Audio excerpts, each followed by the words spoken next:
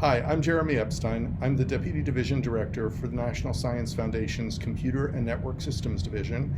I'm also the founder of the Scholarships for Women Studying Information Security program, and I'm the Vice Chair of ACM's U.S. Technology Policy Council.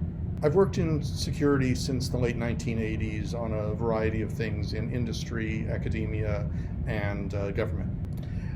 Security is always complex, and you have to have both hardware and software working together to solve problems. Nowadays, we find that software assumes that the hardware works correctly, and sometimes it does, and sometimes it doesn't, and that's a lot of times where we end up with problems, is when they don't work together properly.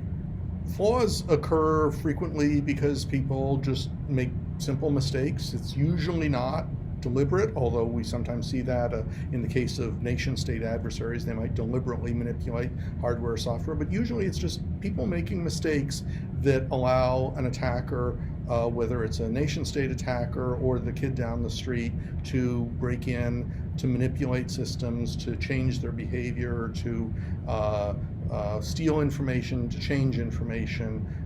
They can be a wide range of bugs, flaws, whatever you want to call them. And they do occur. Historically, we assumed, as I said, that the hardware was correct. Software assumed that the hardware was correct, but that's not always the case. And we've been seeing that a lot in some of the newer vulnerabilities in recent years, where very subtle errors that were never considered in designing the hardware suddenly become usable because we now have cloud computing systems that were never part of the design concepts for some of the hardware. Hardware and software systems have vulnerabilities because we're humans. We make mistakes. Software and hardware are among the most complex inventions humans have ever made.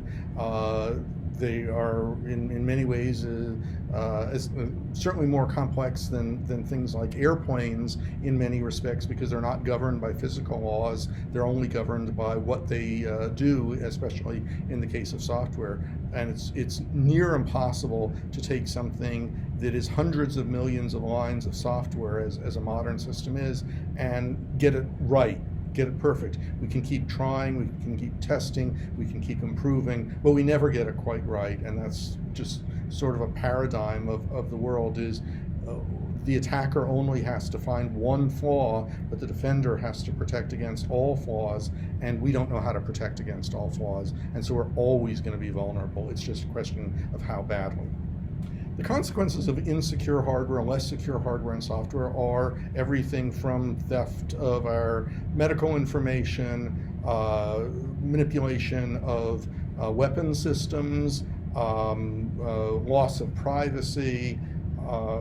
Pretty much anything that is in the world today has a computer, and those computers are almost always vulnerable. So you just think about all the things that could happen if the adversary can manipulate it. They can find out when you're home and when you're not home. They can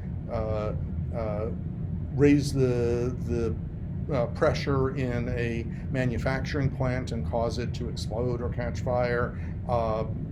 These vulnerabilities can lead to basically unlimited consequences. Of particular interest to me is the consequences of attacks on voting and election systems, and there's nothing very important there, just democracy.